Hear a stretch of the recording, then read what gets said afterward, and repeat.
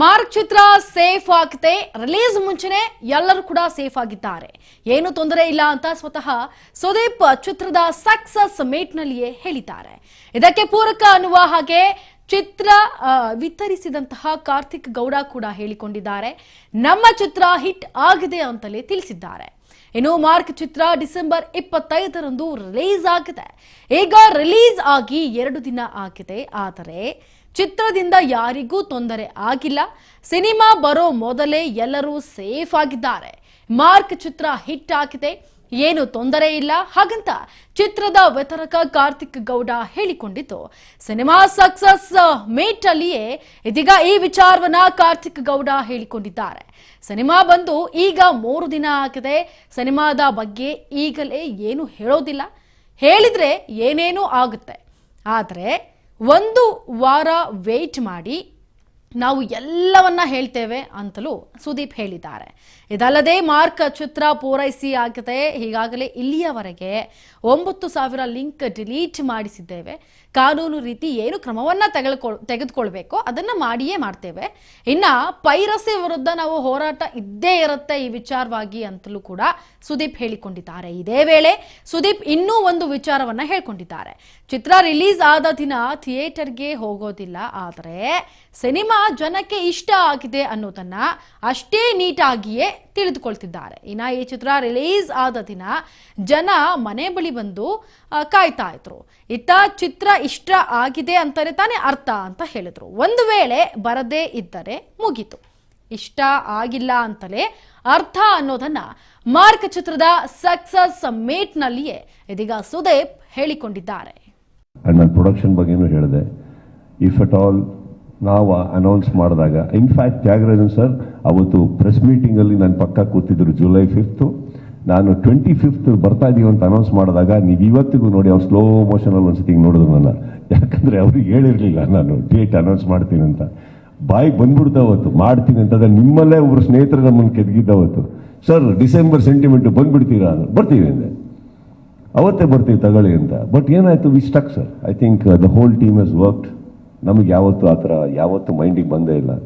ಒಂದು ಸ್ವಲ್ಪ ಇದಾಗಿ ಸುಸ್ತಾಗಿದ್ರು, ಎದ್ದರು ಅಷ್ಟೇ.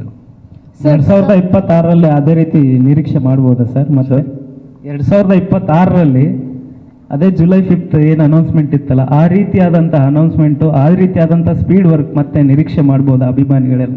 ಸರ್, ಎಲ್ಲಿವರೆಗೂ ನಮ್ಮ ಸಿನಿಮಾಗೆ ಪ್ರೀತಿ ಸಿಗ್ತಾ ಇರುತ್ತೋ, ಎಲ್ಲಿವರೆಗೆ ನಮ್ಮ ಸಿನಿಮಾಗಳ ಮೇಲೆ ನಿರೀಕ್ಷೆ ಇರುತ್ತೋ, ಎಲ್ಲಿವರೆಗೆ ಒಳ್ಳೊಳ್ಳೆ ನಿರ್ಮಾಪಕರು ನಿಮ್ಮಂಥವರು ಎಲ್ಲರೂ ಖುಷಿಯಲ್ಲಿ ನಮ್ಮ ಸಿನಿಮಾ ನೋಡಕ್ಕೆ ಬರ್ತೀರೋ, ಪ್ರತಿ ಸತಿ ಒಂದು ಪ್ರಾಮಿಸ್ ಇದ್ದೇ ಇರುತ್ತೆ ಸರ್. ಪ್ರಾಮಿಸಿಗೆ ಬದ್ಧರಾಗಿರ್ತೀವಿ. On screen, right? Yes sir. Okay. Shortly ma'am, shortly. Swimming ಅನ್ನೋದಕ್ಕಿಂತ ಹೆಚ್ಚಾಗಿ ನಾನು ಸಿನಿಮಾ ಮಾಡೋಕ್ಕಿಂತ ರಿಲೀಸ್ ಹಾಕಿನ ಮುಂಚೆ ಮಾತಾಡೋಕ್ಕಾಗಲಿಲ್ಲ. 5 ಡೇಸ್ ಆ ವಾಟರಲ್ಲಿ ಇದ್ದಿದ್ದು, 5 ಡೇಸ್ ಇಲ್ಲಿವರೆಗೆ ನೀರು. ಆ್ಯಂಡ್ ಫಸ್ಟ್ ಆಫ್ ಆಲ್ ನನಗೆ ಯಾವುದೇ ರೂಮಲ್ಲಿದ್ರು ನಾನು ಎಲ್ಲ AC ಆಫ್ ಮಾಡಿ ಕೂತ್ಕೊಳ್ಳೋ, ನನಗೆ ಚಳಿ ಆಗಲ್ಲ. I have lot of sinus issues. But I not only that, 5 days of contaminated water, almost ಎಷ್ಟೋ ಲಕ್ಷ ಲೀಟರ್ ಅದು. ಒಂದು ಸೆಲ್ಲರ್ನ ಕ್ರಿಯೇಟ್ ಮಾಡಿ ಪ್ರತಿಯೊಬ್ಬರಿಗೂ ಒದ್ದಾಡಿದ್ದೀವಿ ಆ ಟೈಮಲ್ಲಿ. ನನಗೆ ಆಗೋದೇ ಇಲ್ಲ. 2 ಡೇಸ್ ತನಕ ನಾನು ಹೆಂಗೋ ಮ್ಯಾನೇಜ್ ಮಾಡಿದೆ. ಅದರಲ್ಲಿ ಇಳಿಬೇಕಾರಂತೂ ಭಾಳ ಮಜಾ ಇತ್ತು. ಫಸ್ಟು ಒಂದೇ ಒಂದು ಕಾಲ ಹಾಕೋದು ನಾನು, ಇಷ್ಟಿಷ್ಟೇ ಹೋಗಿ ಇರ್ತೀನಿ, ಬರ್ತೀನಿ ಅಂತ. ಅಷ್ಟು ಚಳಿ. ನನ್ನ ದುರದೃಷ್ಟಕ್ಕೆ ಹೊರಗಡೆ ವಿಪರೀತ ಮಳೆ. 3 ಡೇಸು ಆಗ್ತಾನೆ ಇರಲಿಲ್ಲ. 3 days I think we went through the most torturous or strenuous part of Mark ಅಂತಂದ್ರೆ ಆ 5 ದಿನ ನೀರಲ್ಲಿ ಶೂಟ್ ಮಾಡಿದ್ದು ತುಂಬಾ ಕಷ್ಟ ಆಗ್ತಾಯಿತ್ತು. ಆ್ಯಂಡ್ ಹೊರಗಡೆ ಬಂದಾಗ ಬರ್ತಾ ಇದ್ದಿದ್ದು ಕ್ರ್ಯಾಂಪ್ಸು ಆಗ್ತಾ ಇರಲಿಲ್ಲ ಅದು. ಬಟ್ ಶಾರ್ಟ್ಸ್ಗಳು ನೋಡಿದ ತಕ್ಷಣವೇ ಒಬ್ರಿಗೊಬ್ರು. ಆ್ಯಂಡ್ ಇನ್ನೊಂದು ಭಾಳ ಒಳ್ಳೆ ಟೀಮ್ ಕೇರ್ ತೊಗೊಂಡಿದ್ದು ಹೇಳ್ಬಿಡ್ತೀನಿ, ಯಾರಿಗೂ ಗೊತ್ತಿಲ್ಲ.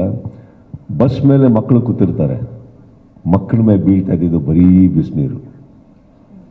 ಮೇಲಿಂದ ಏನು ಬಿಸಿನೀರು ಬರ್ತಾ ಇತ್ತೋ 4-5 ಗೀಸರ್ ತರಿಸಿ ಮಕ್ಕಳ ಮೇಲೆ ಒಂದು ಡ್ರಾಪ್ ತಣ್ಣೀರು ಹನಿ ಬಂದಿಲ್ಲಮ್ಮ. ಯಾವಾಗ ನನ್ನ ಮೇಲೆ ಕುತ್ಕೋತಾ ಇದ್ರು ಅವ್ರ ಕಾಲುಗಳು ಒಳಗೆ ಹೋಗ್ತಾ ಇತ್ತು ಹೊರತು ಮಕ್ಕಳ ಮೇಲೆ ಒಂದು ಡ್ರಾಪ್ ನೀರು ಬಿದ್ದಿಲ್ಲ. Cold, it was all hot water. But ಇಡೀ ಟ್ಯಾಂಕ್ ನಾನು ಅಷ್ಟು ಲಕ್ಷಾನುಗಟ್ಟಲೆ ನೀರನ್ನ ನಾವು ಬಿಸಿ ಮಾಡೋಕ್ಕಾಗಲ್ಲ. It's humanly not possible. But we went through it.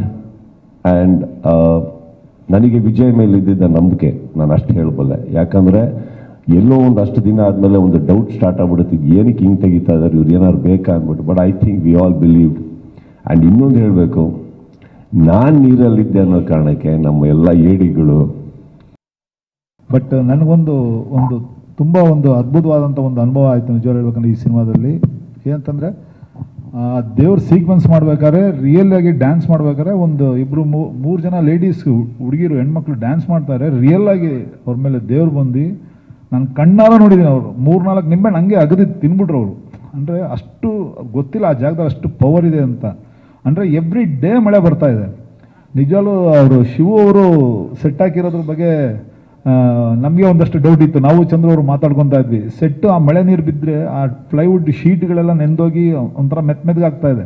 But ಅಷ್ಟು ಜನ ಡ್ಯಾನ್ಸರ್ಸು, ಜೂನಿಯರ್ಸು, ಮತ್ತು ಆ ಡೊಳ್ಳು ಕುಣಿತದವ್ರದ್ದು, ಮತ್ತು ಫೈಟರ್ಸು ಎಲ್ಲರೂ ಸೇರಿಸಿ ಆ ಜಾಗದಲ್ಲಿ ನಿಂತ್ಕೊಂಡು ಕೆಲಸ ಮಾಡಿರೋದು ಒಂದು ನಿಜವಾಗ್ಲೂ ಹೇಳ್ಬೇಕಂತಂದರೆ ಮಿರಾಕಲ್ ಅಂತ ಹೇಳಕ್ಕೆ ಇಷ್ಟಪಡ್ತೀನಿ. ಏನಿಗೆ ಆ ಜಾಗನೇ ಹಂಗಿದೆ. ಆ್ಯಕ್ಚುಲಿ ಅಲ್ಲಿ ಒಂದು ವಿಗ್ರಹನೂ ಸಿಕ್ತು ಅಂತ ಕೇಳ್ಪಟ್ಟೆ ನಾನು ನಿಜವಲ್ಲೂ ಶಿವ ಅವ್ರಿಗೆ.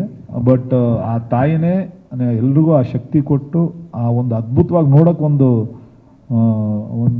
ಏನು ಔಟ್ಪುಟ್ ಬಂದಿದೆ ಅಂತಂದರೆ ನಿಜವಲ್ಲೂ ಆ ತಾಯಿನೇ ಮಾಡಿಸ್ಕೊಂಡಿರೋದು ಅಂತ ಹೇಳೋಕ್ಕೆ ಇಷ್ಟಪಡ್ತೀನಿ. ಬಟ್ ಇವತ್ತಿಗೂ ಅಷ್ಟೇ, ಅವತ್ತಿಂದನೂ ಅಷ್ಟೇ, ಸರ್ ಜೊತೆ ಒಂದು ಕೆಲಸ ಮಾಡಬೇಕು ಅಂತಂದರೆ ಒಬ್ಬ ಆ್ಯಕ್ಷನ್ ಡೈರೆಕ್ಟರ್ ಏನಾದರೂ ಒಂದು ಸ್ಟಂಟ್ ಕೊರಿಯೋಗ್ರಾಫ್ ಮಾಡ್ತಾರೆ ಅಂತಂದರೆ ಅದಕ್ಕೆ ಪರಿಪೂರ್ಣವಾಗಿ ಅದಕ್ಕೊಂದು ಪರ್ಫಾರ್ಮೆನ್ಸ್ ಕೊಡೋದು ಅಂತಲೇ ನಾನು ನೋಡಿರೋದ್ರಲ್ಲಿ ನಮ್ಮ ಸರ್ ಸುದೀಪ್ ಸರ್ ಮಾತ್ರ ಹೇಳೋಕ್ಕೆ ಇಷ್ಟಪಡ್ತೀನಿ. ಯಾಕಂದರೆ ಅವರು ಯಾರನ್ನ ಏನು ಕೇಳ್ತಾರೋ ನಂಗೆ ಗೊತ್ತಿಲ್ಲ. ನನ್ನ ಹತ್ರ ಬಂದಾಗ ನನ್ನ ಮೇಲೆ ಇಟ್ಟಿರೋಂಥ ಅವರು ಭರವಸೆ, ನಂಬಿಕೆ, ನಾನು ಅದನ್ನೆಲ್ಲ ಪ್ರತಿ ಸೀಕ್ವೆನ್ಸಲ್ಲೂ ನನ್ನೆಲ್ಲರೂ ಕಳ್ಕೊತೀನ ಅಂತ ಒಂದು ಭಯದಲ್ಲೇ ನಾನು ಅವ್ರ ಹತ್ರ ಕೆಲಸ ಮಾಡೋದು. ಬಟ್ ಅವ್ರು ಬಂದಾಗ ಕೇಳೋದಷ್ಟೇ, ರವಿ ಹಿಂದೆ ಏನಿದೆ ಕಂಟಿನ್ಯೂಟಿ, ಮುಂದೆ ಏನು ಮಾಡಬೇಕು ಅಂತ ಕೇಳ್ತಾರೆ. ಬಟ್ ಅವ್ರು ಆ ಥರ ಕೇಳ್ತಿದ್ದಂಗೆ ನನಗೆ ಇನ್ನೂ ನಾನೇನಾದ್ರು ಸರಿಯಾಗಿ ಮಾಡ್ತಾ ಇದ್ದೀನಲ್ವ ಅಂತ ಒಂಚೂರು ನನ್ನಲ್ಲೇ ಒಂದು ಕ್ವಶನ್ ರೈಸ್ ಆಗುತ್ತೆ. And Vijay sir, thank you.